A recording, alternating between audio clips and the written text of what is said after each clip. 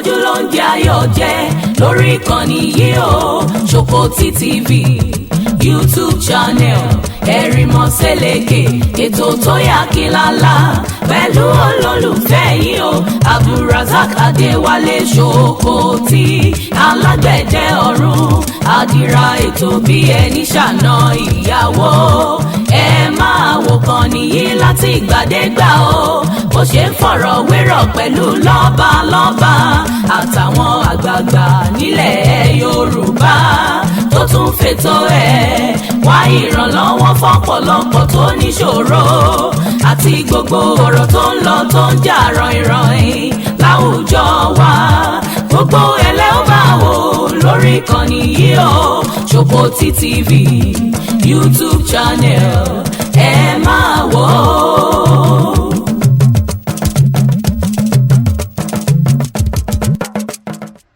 Ẹ kú dédé wòyí o ẹ̀yin ọmọ káàárọ̀ òjíire nílé lóko lẹ́yìn òde ní gbogbo orígun mẹ́rẹ̀ẹ̀rin àgbáyé pátápátá mo tún kí yín o mo lù yín lọ́gọ̀ ẹnu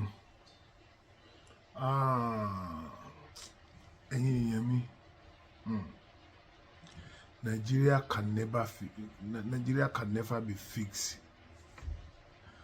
Nobody can fix Nigeria. Nigeria ò lè kò sí ọgbọ́n tá a lè dá sí tí Nigeria lè dá. Èmi ò ní kẹ́ ẹ má gbé mi o. Wàláì mi ò ní kẹ́ ẹ má gbé mi. Àwọn tó ní fàn tó lè kánná jù mí lọ ẹ ti gbé wọn. Sí nǹkan tó ti bẹ̀ yọ. Ṣùgbọ́n kálukú náà ni ó jèrè ìwà rẹ̀. Àbí kálukú ni ó jèrè iṣẹ́ ọwọ́ ẹ̀. Ẹ gbé mi lórí nǹkan tí mo fẹ́ sọ yìí. Wàláì Ọlọ́run Elédùmarè ń gbọ́. Ìlú yìí Nàìjíríà ò lè dá. Kò sí nǹkan tó lè mú kí Nàìjíríà ò dá. It's not about Tinubu, it's not about anybody. It's about the instinct táwọn aṣíwájú wa máa ń ní. Ẹ dákun torí Ọlọ́run irú ìlú wo la wà irú wo lọ́lọ́run ṣé ayé la sì wá ní àbí ìlú la sì yà ṣé bá Amẹ́ríkà lèmi wà yìí ìbínú ayé yìí làwọn Amẹ́ríkà wà àwọn Amẹ́ríkà ò lè sọ pé àwọn sì lé ayé wà ó mì ń pé ìlú là wá sí yà á sì lé ayé wà ìlú là sì yà á sí ìlú yà Ọlọ́run Elédùmarè ń gbọ́ á sí ìlú yà mi ò rí ẹni tó lè fix Nàìjíríà Ọlọ́run ẹ dákun torí Ọlọ́run ẹ jọ̀ọ́ mo fẹ́ kí ẹ̀yin fúnra ara yín ẹ farabalẹ̀ ẹ gbọ́rọ̀ lẹ́nu àwọn aláṣẹ wa àwọn tá à ń wò lókè àwọn tá a nígbàgbọ́ pé wọn ó kó wa dé ibi tá à ń lọ ẹ dákun ẹ listen kẹ́ ẹ gbọ́. Voted against the wish of my colleagues the idea of privatizing electricity. My main argument then was that the beauty of capitalism and of private ownership is that in seeking to make profit, they will render a service. But the danger of public ownership is that whether they render a service or not, they draw on the taxpayer treasury in the name of correcting what is there. I could never have imagined as it is today that a private person will collect money for services he did not render. And the Nigerian people are helpless. Even we here as privileged class have had to buy the transformer that I use here in the heart of Abuja. And to install it, I have to persuade, negotiate, and even effect payment to Abuja distribution, whatever, to connect the transformer I have procured personally with my resources. And hereafter, this transformer becomes the property of the disco. And every month, I am asked to pay bill on brand A or whatever. Under your transformer. Like you said, sir, every state governors, or most, spend public funds, buy transformers for communities.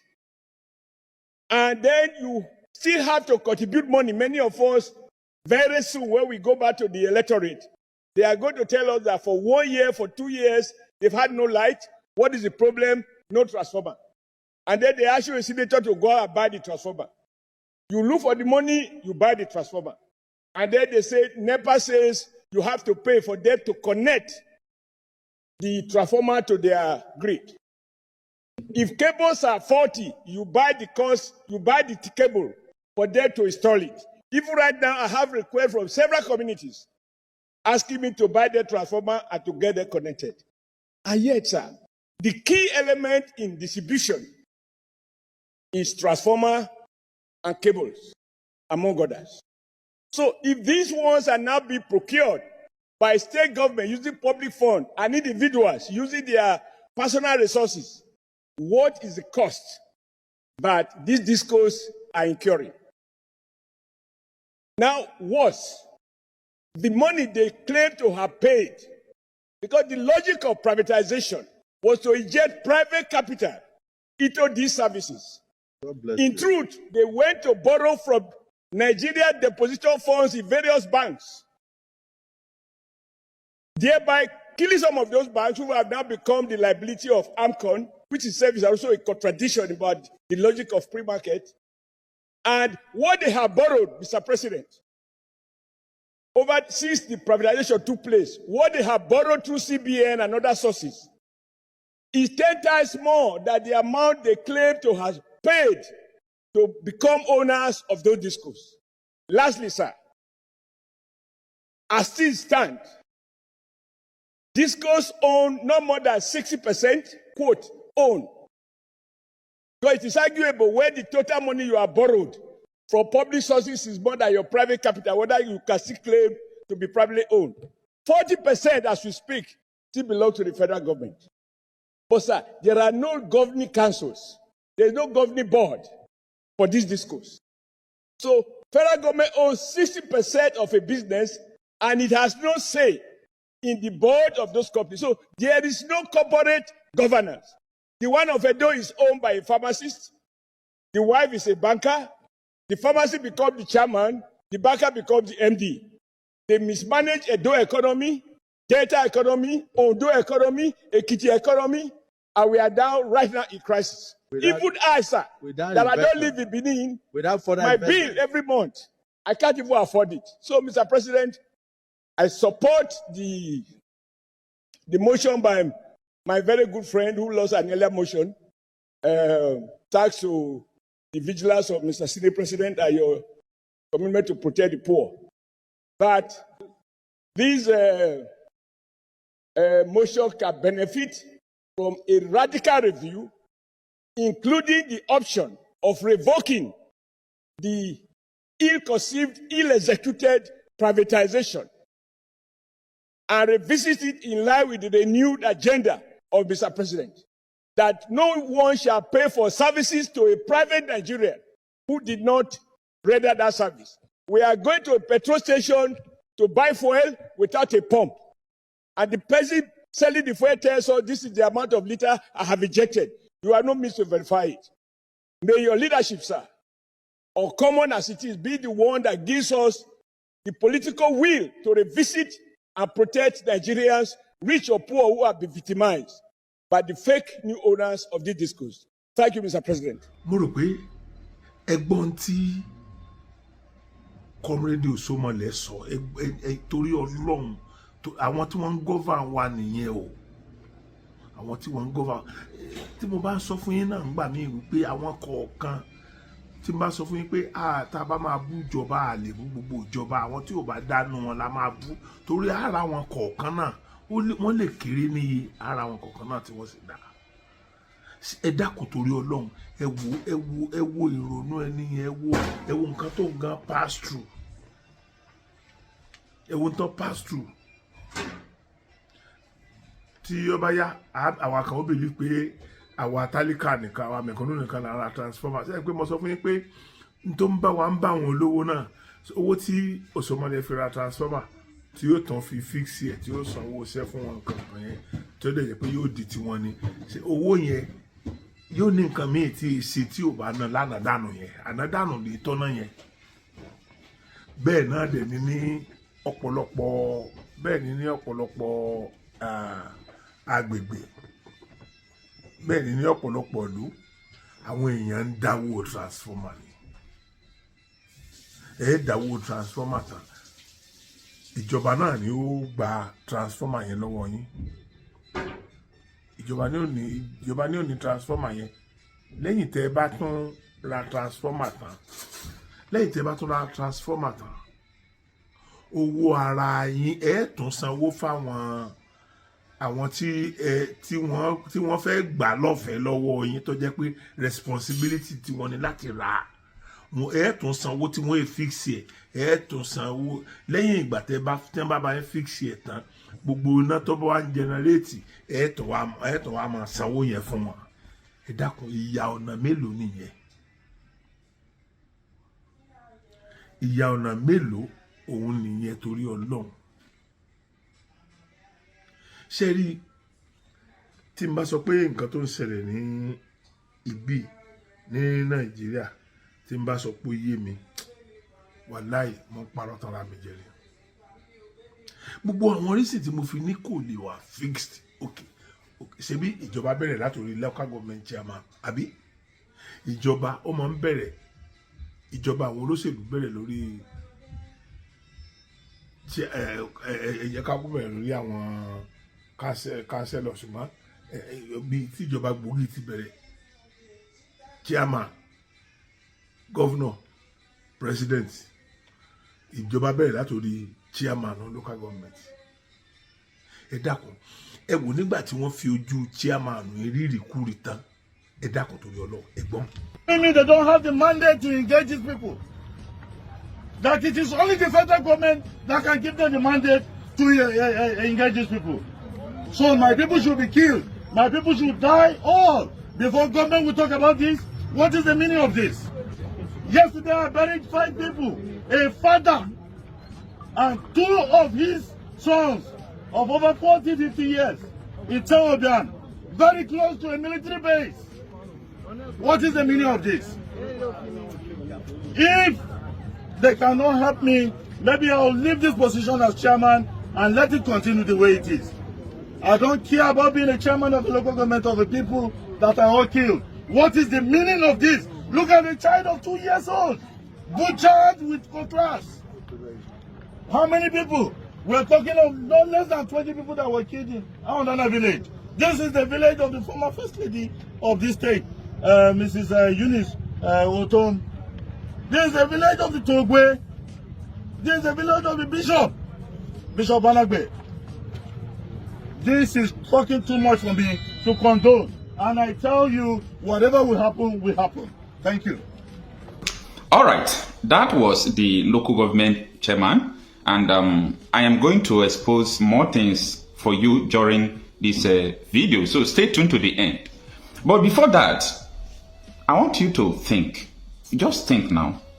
I want you to think. Sit down and think. Open your minds to think. Be a free person to think. Don't be rigid. Be flexible so that you will understand. Weigh these options. That behind the military barrack, the Fulani terrorists killed people. And this is not the first time, second time, third time. This is something that is consistent. The local government chairman, you see, when they are killing your people, no matter how politically correct you are, the pain will be there. They will touch your family. And this local government chairman now went to the army. Come on, what is going on? The army told him, we don't have mandate. No mandate. On your mandate, we shall stand. Where the mandate? The mandate don't disappear. No mandate to fight terrorists. But they are flexing muscles in the southeast because of Biafra agitators. And even in the southeast, every angle they are, politically sponsored thugs are still operating. I see, the reason why I bring all these things to you people is because I want you to know the country you are. Yesterday, I made a video talking about all this coalition. They say, hey, we want to bring a good person in Aso Rock so that Nigeria will... I laugh, I fold my head and I'm laughing people. I was telling you people in 2014, 2015, how the military disobey a president, commander-in-chief. They refuse to take order from him to fight in Boko Haram. We know what is going on in Nigeria. See, this local government chairman now, if they confront him today to provide the military men. Ẹ dákun torí Ọlọ́run. Bí odidi chairman local government bá lè sọ pé òun máa resign nítorí ìrìkúrì tójú òun rí, nítorí ìpakúpa tí wọ́n ń pa àwọn èèyàn òun lójú òun tó ń dẹ̀ ń fojú rí tóun ò dẹ̀ ní nǹkan kan tóun lè ṣe sí i. Tó bá jẹ́ wípé lóòótọ́ ni pé àwọn sójà sọ wọ́n lanu ara wọn, wọ́n sọ wípé wọn ò fáwọn láṣẹ láti pa àwọn tó ń pààyàn káàkiri. Ẹ dákun, sílé ayé là ń gbé yẹn ni. Ó túmọ̀ sí pé ẹ̀mí ẹni kò sí tó kan ẹ̀mí anybody. Kò sí tó kan anybody pẹ̀lú ẹ̀mí ẹnikẹ́ni. Whereas nǹkan tó tẹ́ sọ àyín in fún ni pé ẹ protect the life and property of the citizen. Shame on you. Ojú tì yín. Ojú tì yín. Odidi local government chairman pẹ̀lú ìrìkúrì tó fojú ara ẹ̀ rí. Ọ̀dà ẹ̀dá kan torí Ọlọ́run. Nígbà tí odidi chairman local government bá ń threaten pé òun ó fìjọba lẹ̀ tó lágbára àwọn òun lágbára kankan, pàápàá jùlọ lórí àwọn èèyàn tán wá ń pa òun láwọn tán ń pa àwọn lẹ́gbọ̀n, tán ń pa àwọn bàbá, tán ń pa àwọn mọ̀lẹ́bí òun lágbára kankan tóun lè sà, òun ó resign. Ẹ dákun, kí wá bóun ni kí tàwa ṣe kí tìrúwa yìí ṣe jẹ́ odidi local government chairman. Ṣé rí ẹ̀yin èèyàn, èmi ò ní mo fẹ́ bẹ̀rẹ̀ nsìn láti torí mo ti rí nsìn wípé ẹ rí pé last video tí mo ṣe yẹn mo sì ń bẹ Aṣíwájú Bọ́lá Ahmed Tinubu pé kí wọ́n change mind wọn, ká má dúró nípa àwọn fẹ́ gbódìgbà tá a bá ṣe ọdún mẹ́jọ káwọn tó lè ṣe nǹkan kan. Wọ́n lè ṣe nǹkan kan lásìkò yìí náà. Gbogbo àwọn tán ṣe tí wọ́n ti wà nípò tẹ́ wà síwájú, àwọn náà wọ́n ní nǹkan tán ṣe fún àwọn mọ̀lẹ́bí wọn. Mọ̀lẹ́bí yín nìkan kọ́ ló ń tọrọ ń sìn wípé kẹ́rì journalize àwọn Ìgbò ń pariwo, àwọn Haúsá gangan ti ń pariwo ń sìn. Àwọn wo ló wá kù ń bè táwọn, àwọn wo ló kù kí ni àwọn nǹkan tó ń dá wa dúró. Gba àwọn Haúsá náà ti ń pariwo pé àwọn fẹ́ dá dúró, Yorùbá ti ń pariwo pé àwọn fẹ́ dá dúró, Ìgbò ti ń pariwo pé àwọn fẹ́ dá dúró, àwọn Middle West ti ń sọ pé àwọn fẹ́ dá dúró. Ẹ dákun, ta ló wá kù, ta ló ń dá wa dúró báyìí? Kò sí tó dá wa dúró ju corruption yẹn náà lọ. Torí àwọn kan ti mọ̀ pé ìjẹ yẹn máa kúrò lọ́wọ́ àwọn nìyẹn. Gbogbo táwọn rí jẹ àwọn ò ní rí jẹ mọ́. Wàláì, gbogbo ẹni tó bá jẹ́ wípé owó tó yẹ kó fi tọ́ wa tàbí owó tó yẹ kó fi dáàbò bo ẹ̀mí wa ló ń ná, bóyá sáàrin fámìlì ẹ̀ tàbí láàrin àwọn ọmọ ẹ̀. Èmi ò ní gbé àwọn ọmọ wọn ṣépè torí àwọn ọmọ nǹkan kan. Ṣùgbọ́n irú bàbá náà, àdánwò ni ó bá kú ní ayé yìí, yóò bànújẹ́ kú ni. Ṣé bá rí odidi head of state tán tí káàkiri nìsín? Àbẹ́yìn ọmọ pàtó bọ̀tán nìyẹn. Gbogbo ìgbà tí wọ́n kú lórí oyè tó yẹ kí wọ́n máa wá jẹ ìgbádùn gbogbo owó wa tán ti kó jẹ, wọ́n wá ń tì wọ́n lórí kẹ̀kẹ́. Bí tọ́pọ̀lọpọ̀ yín náà ó ṣe rí káyìn nìyẹn. Gbogbo ẹni tí ò bá ti ṣe dáadáa ni mo bá wí. Mi dárúkọ ẹni kankan, ṣùgbọ́n wọ́n tó ò bá ti ṣe dáadáa tó mọ̀ pé ipò tí wọ́n fi ọ́ sí yẹn ipò kọ́ ọ̀dà àbòbò ẹ̀mí ni, tẹ́mi sì ń bọ́ lójú rẹ̀ tó ò dẹ̀ rí nǹkan kan ṣe sí. Ìgbẹ̀yìn rẹ̀ ò ní dáa. Gbogbo ẹnikẹ́ni tó bá ṣe bẹ́ẹ̀, ẹ wá gbé mi kò ní mí nì pátápátá ẹ pa mí kí ló tó kù. Sáwọn ẹlòmíì ò ní dìde, sáwọn ṣe thousands èèyàn ò sí tí ó tún máa sọ̀rọ̀. Tí àwọn èèyàn bá dẹ̀ sọ̀rọ̀, ẹ ti dẹ̀ DSS sí wọn, wọ́n ti máa lé wọn káàkiri. Àwọn tó dẹ̀ ń jẹ owó yín, àwọn tó ń tọ́jẹ́ pé kò sí tí wọn ò lè sọ jáde lẹ́nu irú Gumi Mẹ́kà ní tó ń bá yín lérú Gumi padà yín gangan tí ẹ jẹ́ ọmọ ìlú Gumi ẹ rí nǹkan kan ṣe tọrọ Gumi látijọ́ yìí olórí burúkú kan wà ní Ìwó tó pe rẹ̀ ní mufti Ìwó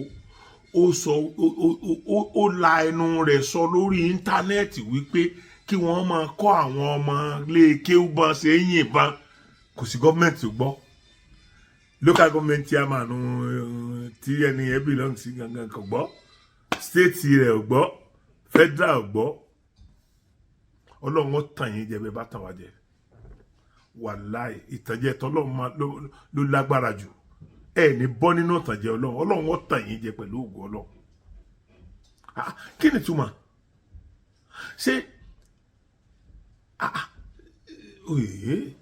kí ni tiẹ̀ mọ nǹkan tẹ̀yàn fẹ́ sọ mọ́ ọ̀dà kẹ́ wá lè mọ̀ wípé àdánwò ti ṣẹlẹ̀ ládánwò burúkú kẹ́ mà ọ̀dà náà síbí àwọn Haúsá Fúlàní la ní wọ́n ń fìyà jẹ wá tàbí wọ́n ń bá wa fa wàhálà àbáwọn kọ́ ọ̀dà tọ́bọ̀ wájà àwọn náà ń bá wa fa wàhálà at least kẹ́ gbọ́ eléyìí. So the hardest thing I've had to accept since I've been here is that Hausas, my tribe, my people, unfortunately are not going to allow Nigeria to become what it's meant to be. The mindset of the northern Nigerians are going to destroy this country. I'm sorry to say it. So this is an idea I had, right? It was very simple. Raise money, build orphanages, massive orphanages, and pick up the Almajiris off the street. Take the Almajiris off the street. Teach them engineering. Teach them tech. Teach them coding. Take them off the streets and teach them, try to get them up to par so they can compete. And I brought up how every time I had this conversation, I would bring up the 4 Indian kids, the 4 Indian boys, like 10-year-old boys that were online, they were doing the live chat and building an app. Every time I bring up this idea to a northerner, the first thing they ask is, well, what about Islam? What about Qur'ani? What about Islamic school? When I say I have met incredible resistance to the idea of taking these boys off the streets and getting them to join the global age. Like, my mindset is this. Every corner you go in northern Nigeria, there are 5 people willing to teach these boys Islamic school, Quran. There are 10 people willing to teach them everything they need to learn about Islam.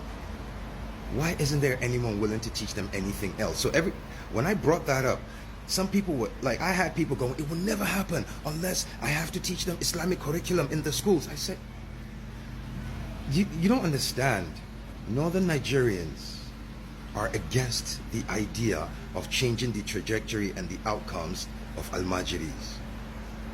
They say Almajirenchi, which is what it is embedded in our culture. And here's the thing, no, it's not. And as a Muslim, it's haram. I fucking said it. Any northern Nigerian that wants to step the fuck up, do it. It is haram. Because you are not allowed to bring a child into this world that you cannot raise. And there are fuck ton of Hausa men and women who have babies with no intention of, they know they will only take care of that child to a certain age, then they'll pawn that child off. There are a fuck ton of imams, men in the north, who rely on these kids for a living. They send these boys out every day to go earn a living to come back and give them. I thought up an idea that, look, we need to find a way to raise money, build orphanages, teach these boys tech, teach them engineering, teach them robotics, let them compete with the global populace. And every time I bring this up, every fucking Hausa person I tell this shit to wants to argue with me. They say it's not going to. They are vehemently against this.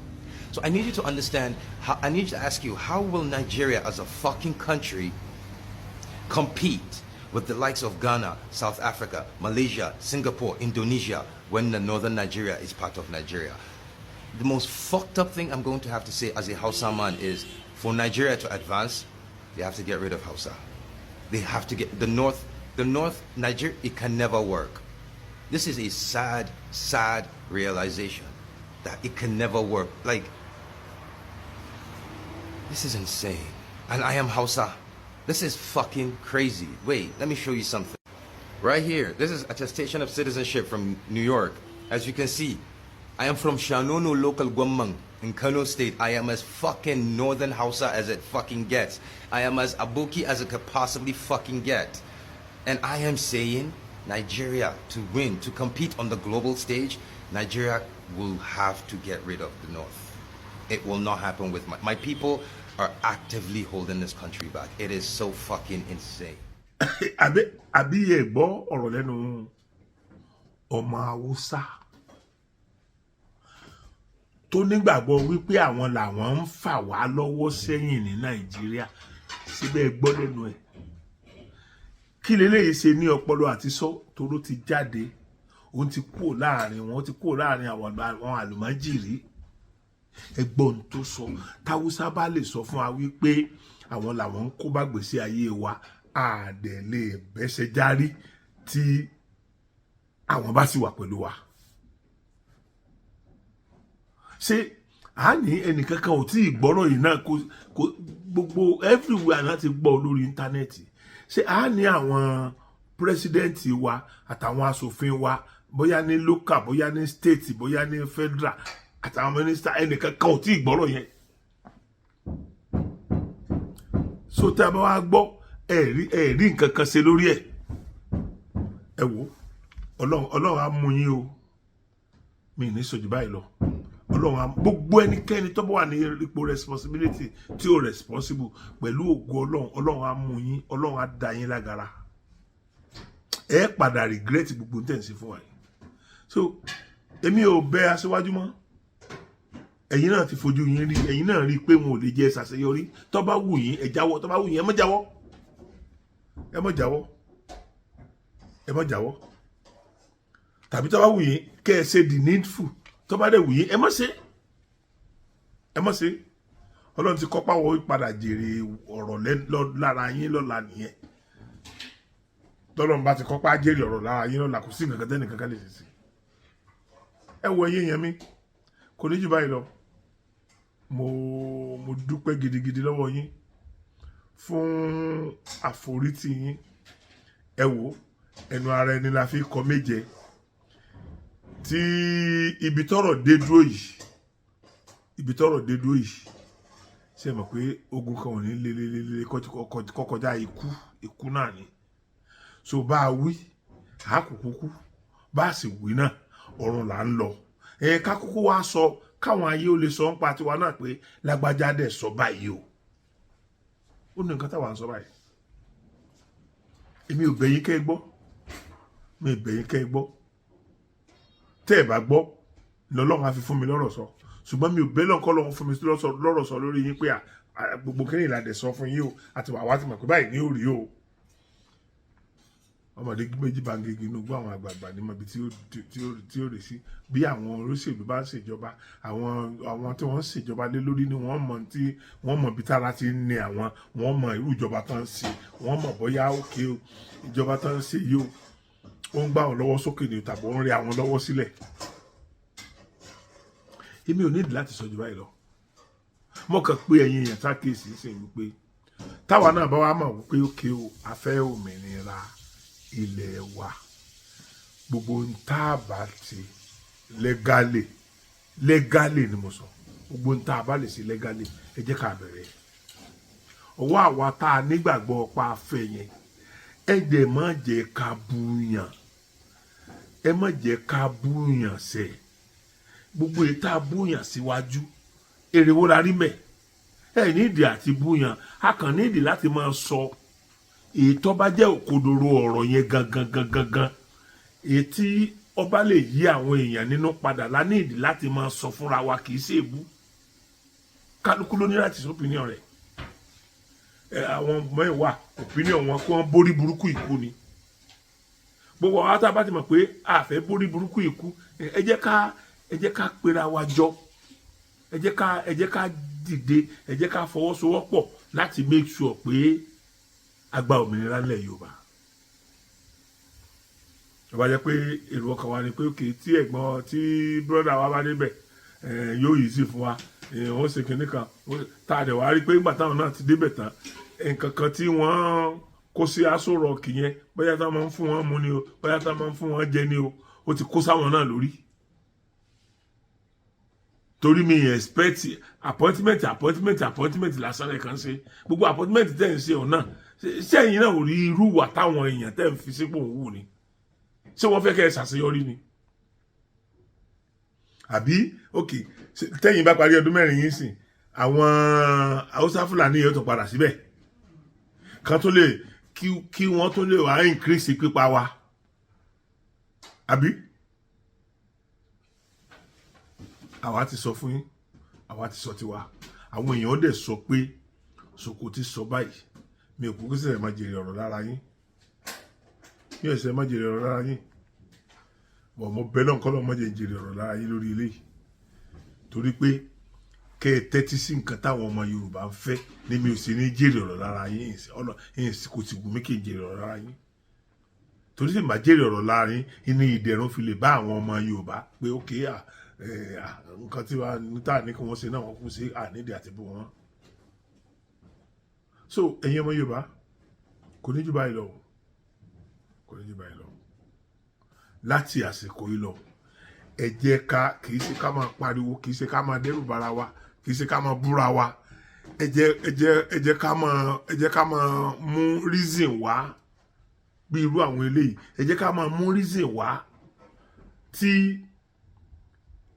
a fi gbọ́dọ̀ gbà pé àdánwò ń bá wa lọ́wọ́lọ́wọ́ inú àdánwò la wà àdẹ̀lẹ̀bọnú ẹ̀